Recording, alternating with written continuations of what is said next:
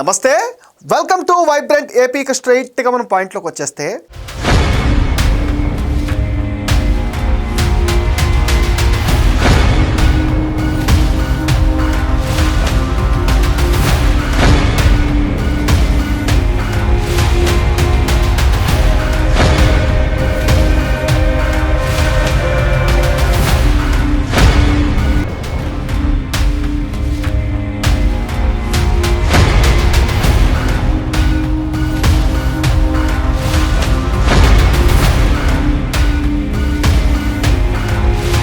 రాజమండ్రి మాజీ ఎంపీ మార్గాని భరత్ 2019 సార్వత్రిక ఎన్నికలకు ముందు వైసీపీలో చేరి పోటీ చేసి ఎంపీ అయిపోయారు.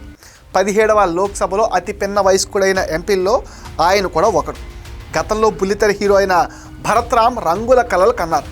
ఒకసారి ఎంపీ కాగానే ఆయన తీరు బాగా మారిపోయిందని వైసీపీ నేతలే కాదు, రాజమండ్రి వాసులు కూడా కామెంట్స్ చేశారు. పార్టీలోనూ రాజకీయాల్లోనూ మొదటి నుంచి ఉన్న వాళ్ళను పూర్తిగా పక్కన పెట్టేసి సర్వం నేనే అన్నట్టుగా సొంత రాజకీయాలు చేసేవారు. జక్కంపూడి ఫ్యామిలీ మొదటి నుంచి రాజమండ్రి కేంద్రంగా పాలిటిక్స్ చేస్తూ వస్తుంది. జక్కంపూడి రామ్మోహన్ రావు గతంలో రాజమండ్రి రూరల్ నుంచి ఎమ్మెల్యేగా గెలిచి మంత్రిగా కూడా పనిచేశారు. ఆయన కుమారుడు రాజా గతంలో రాజానగరం ఎమ్మెల్యేగా, ప్రస్తుతం కోఆర్డినేటర్గా ఉన్నారు. మార్గాని రాజా ఒకే పార్టీలో ఉన్నప్పటికీ ఒకరంటే ఒకరికి అసలు పట్టం లేదట. ఈ మాటలు సొంత పార్టీ వాళ్ళే మాట్లాడుకుంటున్నారు. ఇద్దరు కనీసం మాట్లాడుకోవడం కూడా అసలు ఇష్టపడటం లేదని, వీరి వైఖరి వల్ల పార్టీ క్యాడర్ నలిగిపోతుందని కూడా అంటున్నారు. ఆయన సెల్ఫ్ ప్రమోషన్ని తట్టుకోలేక ఇదెక్కడ గోలరా బాబు అంటూ పార్టీ కోఆర్డినేటర్స్ నేతలు దూరం పెడుతున్నట్లుగా చెప్పుకుంటున్నారు. వైసీపీ తరఫున ఏ కార్యక్రమం చేయాలన్నా మార్గాని సింగిల్గానే మిగిలిపోతున్నారు. ఆయన ఎవరితోని కలవరు. ఆయన్ని ఎవరైనా కలవాలనుకున్నా ఎవరు ఆయన దగ్గరికి రావటం లేదట. తూర్పుగోదావరి జిల్లా అధ్యక్షుడిగా ఉన్న చెల్లుబోయిన వేణుగోపాల్ భరత్తో అంతగా సఖ్యతగా ఉండటం లేదంటున్నారు. రాజమండ్రి రూరల్ నుంచి పోటీ చేయాలని భరత్ అయితే భావిస్తున్నారు. ఈ సెగ్మెంట్లో ఇన్ఛార్జిగా వేణుగోపాల్ వ్యవహరిస్తున్నారు. దీంతో వేణుకి భరత్కి కూడా ఈ మధ్య కాస్త గ్యాప్ వచ్చినట్టుగా తెలుస్తుంది. జక్కంపూడి రాజా, చెల్లుబోయిన వేణుగోపాల్ కలిసి కార్యక్రమాలు చేస్తూ భరత్ని పూర్తిగా పక్కన పెట్టేసినట్టుగా తెలుస్తుంది. మార్గాని లక్కీగా ఎంపీ అయిపోయి మొదటి నుంచి పార్టీలో ఉన్న వాళ్ళని టార్గెట్ చేశారంటూ ఆ ఇద్దరి వర్గం చెబుతోంది. త్వరలోనే రాజమండ్రి మున్సిపల్ కార్పొరేషన్ ఎన్నికలు కూడా జరగబోతున్నాయి. అందుకు సంబంధించిన కసరత్తు కూడా జరుగుతుంది. 2024 ఎన్నికల్లో రాజమండ్రి సిటీ నియోజకవర్గం నుంచి పోటీ చేసి ఓడిపోయారు భరత్. దీన్ని బేస్ చేసుకుని రేపు మున్సిపల్ ఎలక్షన్లో కూడా ఆయన ఇన్ఛార్జిగా ఉంటే తాము అసలు పోటీ చేయబోమని చెప్పేస్తున్నారట కొందరు స్థానిక నేతలు. గతంలో పార్టీలో ఏ నేతకు లేని వ్యతిరేకత ఆయన మూటగట్టుకున్నారంటే భరత్ వ్యవహార శైలి ఎలా ఉందో మనం అర్థం చేసుకోవచ్చు. రాజకీయాల్లో ఎంత ఎదిగినా ఒదిగి ఉండటం ఏంటో భరత్కి తెలియదని స్వపక్షంలోని నేతలే విమర్శిస్తూ ఉంటారు.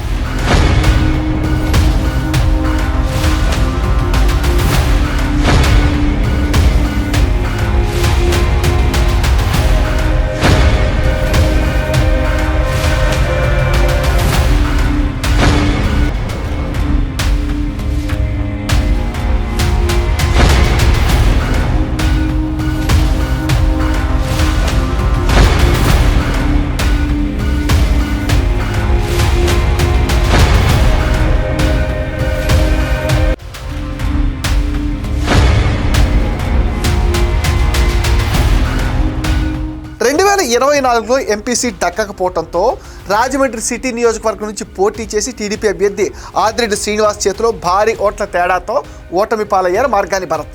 ఈ సీట్ నుంచి టీడీపీ సీనియర్ నేత దివంగత ఎర్రనాయుడు కుమార్తె ఆదిరెడ్డి భవానీ పోటీ చేయాల్సి ఉన్న ఆమెకు బదులుగా ఆమె భర్తకి సీట్ ఇచ్చారు చంద్రబాబు నాయుడు. ఎంపీ సీట్ దక్కకపోయినా ఎమ్మెల్యేగా గెలుద్దామని భావించిన భరత్కి ఓటర్లు అయితే షాక్ ఇచ్చారు.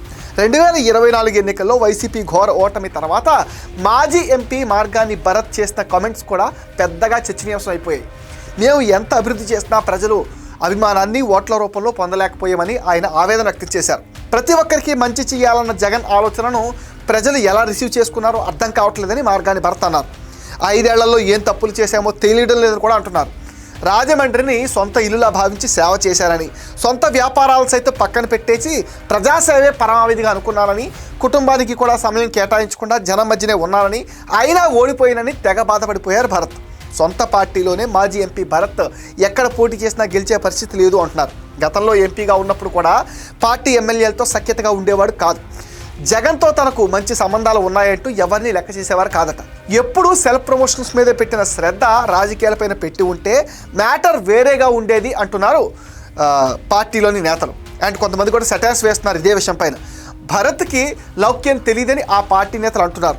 అధికార పార్టీ మీద విమర్శలు బాగానే చేస్తున్నారు. కూటమి నేతల విమర్శలకు మాత్రం ఆయన కౌంటర్ అటాక్ చేయలేకపోతున్నారని అంటున్నారు. భరత్ ఇంకా ఎంపీగానే ఫీల్ అవుతున్నారని, తాను మాజీ అయిపోయి చాలా రోజులైందని, మరోసారి ఆయన కనీసం ఎమ్మెల్యేగా కూడా గెలిచే పరిస్థితి లేదు అంటున్నారు.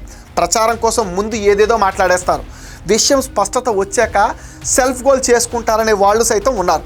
గతంలో సోషల్ మీడియా ఫాలోవర్స్ గురించి ఆయన చేసిన కామెంట్స్ వైరల్ అయ్యాయి. ఇన్స్టాగ్రామ్లో ఫాలోవర్స్ ఉన్నంత మాత్రాన పార్టీకి ఒరిగేదేం లేదంటున్నారు. వైసీపీ హయాంలో రాజమండ్రి మరియు కాకినాడలను జంట నగరాలుగా మారుస్తామంటూ భరత్ చేసిన కామెంట్స్ ట్రోల్స్కి గురయ్యాయి. రెండు నగరాల మధ్య దూరం గణనీయంగా ఉందని ఒక జర్నలిస్ట్ ఎత్తి చూపినప్పుడు ఆ దూరాన్ని తగ్గించడానికి అనపత్తి ద్వారా రోడ్డు మార్గాన్ని ప్లాన్ చేసామన్నారు. అంతెందుకు, రాజమండ్రి సెంట్రల్ జైల్లో ఉన్న మాజీ మంత్రి అంబటి రాంబాబుని పరామర్శించినప్పుడు కూడా పుష్ప డైలాగులు వాడారు. ఆయన ఒక టైగర్ లాంటోడన్నారు. ఆయన ఏం తప్పుగా మాట్లాడలేదంటూ అబద్ధాలు వెలివేసి విమర్శకులకు పనిచెప్పేశారు. సీఎం చంద్రబాబు, పవన్ కళ్యాణ్, లోకేష్లపైన వైసీపీ సోషల్ మీడియా కార్యకర్తలు రెచ్చిపోతూ ఉంటే ప్రభుత్వం కేసులు నమోదు చేస్తే అది తప్పంటూ కామెంట్స్ చేశారు. మొత్తం మీద మార్గాని భరత్ తీరు వైసీపీ నేతలకు అర్థం కావటం లేదు అంటున్నారు. ఇది ఇవాల్టి న్యూస్ అప్డేట్. ఈ వీడియో పైన మీ విలువైన ఒపీనియన్ని కామెంట్ సెక్షన్లో మెన్షన్ చేయండి. మీరు ఇచ్చే కామెంట్స్తోనే మరిన్ని ఇంట్రెస్టింగ్ వీడియోస్ మీకు అందిస్తాం. అండ్ మీరేం చదివితే మీకు తెలుసుగా, మన ఛానల్ని లైక్ చేయండి, షేర్ చేయండి, సపోర్ట్ చేయండి, సబ్స్క్రైబ్ చేయండి.